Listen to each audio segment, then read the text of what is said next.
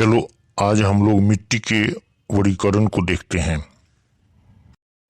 ठीक है, बताइए, जो हम लोग को आएगा हम भी आपको बताएंगे। मिट्टी को हम कई तरह से वर्गीकृत कर सकते हैं, जैसे उर्वरता के आधार पर, गठन या संरचना के आधार पर तथा रंग के आधार पर। सबसे पहले उर्वरता के आधार पर मिट्टी के बारे में बताइए। उर्वरता के आधार पर मिट्टी दो प्रकार के होते हैं। एक होता है उर्वर, दूसरा होता है अनउर्वर। अनउर्वर को ही बंजर भूमि कहा जाता है। यानी उर्वर मृदा उपजाऊ होती है, जबकि अनउर्वर मृदा में उपजाऊपन कम होता है।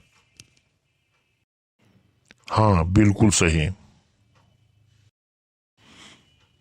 नदी घाटी क्षेत्रों की मृदा उर्वर होती है तथा पहाड़ी एवं मरुस्थलीय क्षेत्रों की मृदा अनउर्वर होती है। एकदम सही।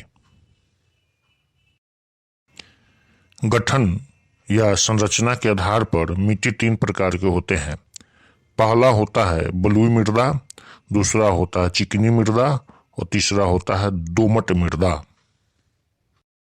हाँ, बलुई मृदा में बालू और क्ले दोनों होता है, परंतु इसमें बालू का अंश अधिक होता है।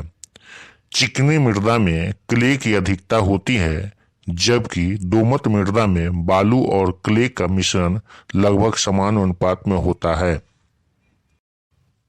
बिल्कुल सही।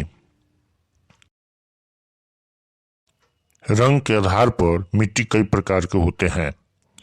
लाल मृदा, काली मृदा, भूरी मृदा, बादामी मृदा। हाँ, लाल मृदा को ही पीली मृदा यानी पीली मिट्टी कहा जाता है। जब सूखा हुआ रहता है तो लाल रहता है, जब पानी से भीग जाता है तो वह पीला हो जाता है।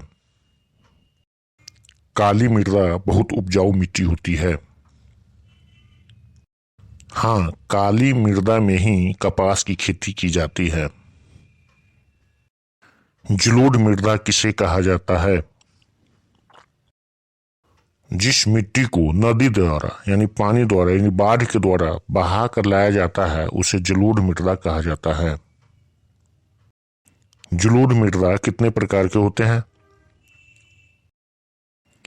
जलोढ़ मृदा दो प्रकार के होते हैं। एक होता है खादर, दूसरा होता है बांगर। नई जलोढ़ मिट्टी को खादर कहा जाता है और पुरानी जलोढ़ मिट्टी को बांगर कहा जाता है।